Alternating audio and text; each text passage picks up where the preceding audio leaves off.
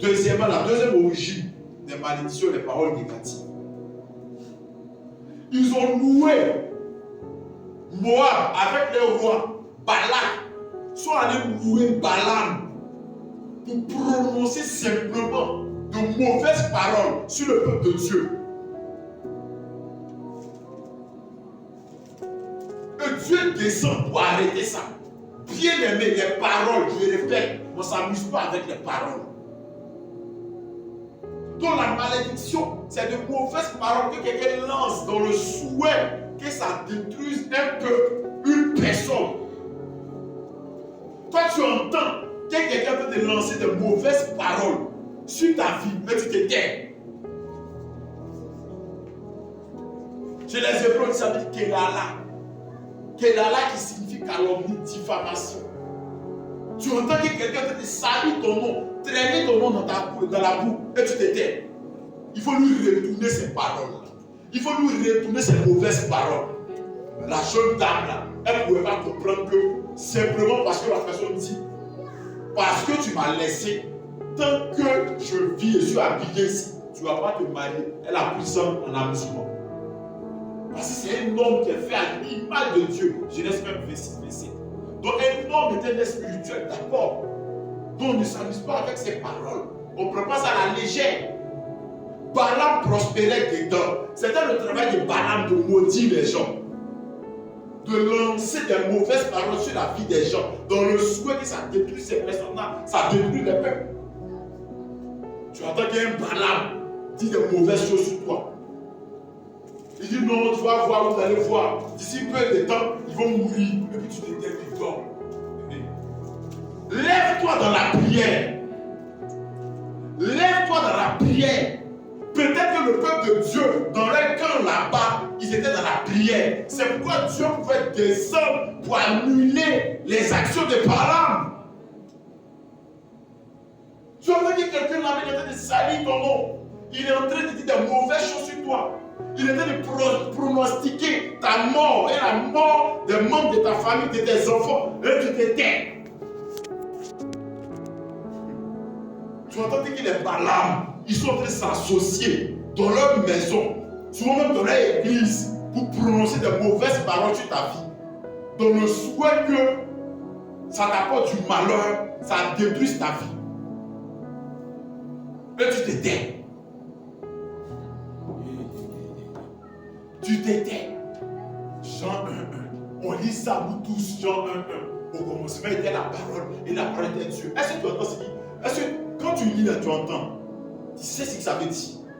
Au commencement était la parole, et la parole était Dieu. La parole est puissante, la parole est créatrice. Tout est fait à partir de la parole. Je vais créer une voiture. Je m'assois, je réfléchis, je m'assois, je réfléchis. Et je commence à parler, échanger, comment je vais faire. Je parle d'abord. Avant que ça se matérialise, je commence à créer la voiture. C'est déjà réfléchi, je parle. Genèse 1, il dit qu'au commencement, Dieu créa le ciel et la terre. Il dit voilà, je veux que y ait les eaux, il y ait la verdure. Il parle d'abord, avant que ça vienne à la manifestation. Dans la parole, on ne s'amuse pas avec la parole. C'est pourquoi le prophète juif était dit la vie et la mort sont au pouvoir de la langue. Hey. Tu es là, un homme, même si ce n'est pas ton père, ta mère, même si c'est dans ton quartier, au travail, partout. Mais s'il a donné des mauvaises paroles, il a lancé des mauvaises paroles sur ta vie, il faut annuler ça. Parce que c'est un homme fait à l'image de Dieu, c'est un être humain. Donc il est fait de corps, esprit et âme. Donc il est d'abord un être spirituel. On dit non. C'est que le commun, la plupart des gens disent non. Il dit ça, c'est pas mon papa. Non, c'est pas une chose, c'est pas mon papa. C'est un homme, c'est d'abord un être spirituel. C'est dans ton voisinage, au travail, dans ton commerce. Tu fais commerce avec des hommes, des femmes dans le marché. Et puis une petite chose qui arrive, il y a toi là. Tes machines ne vont même plus payer ça. Il faut annuler ça, il faut lui retourner sa parole. Oui. Non, ce passage m'a trop marqué. Balaam, on le loue pour maudire les gens. C'est-à-dire c'est son travail. Donc simplement, il était dans sa maison, réfléchir comme des paroles, il est en train de s'entraîner. Quelle parole va lancer contre le peuple de Dieu, contre le peuple d'Israël? Et même Dieu descend, ça veut dire qu'on ne s'amuse pas avec ça. Dieu est descendu, Dieu vient vers Balaam. Qu'est-ce que tu veux faire, Balaam? Ne maudis pas mon peuple. Ne lance pas de mauvaises paroles sur mon peuple.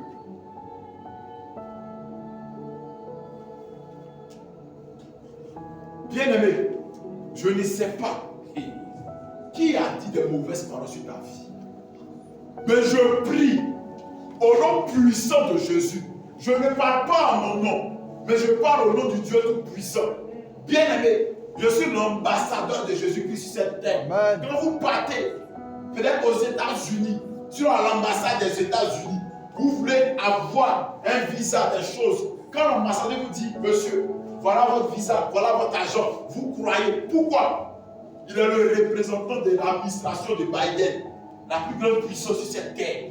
Amen. Mais je suis le représentant du royaume céleste. Amen. Du royaume du Dieu Tout-Puissant. Du vrai Dieu. Je déclare au nom puissant de Jésus, toute personne sur cette terre qui avait proféré, lancé des paroles de malédiction, des imprécations sur ta vie, sur tes enfants, sur ta famille, j'annule cela. Amen. Je retourne cela dans les cœurs. C'est ton amen qui valide cela. C'est ton amen qui valide cela. Balaam ne peut pas te maudire. Balaam ne te maudira pas. Les malédictions de Balaam sont jouées à l'échec. Parce que tu as le véritable Dieu. Parce que ce matin, j'ai annulé cela. Dis-moi amen. Dis-moi amen. Dis-moi amen. Au nom de Jésus.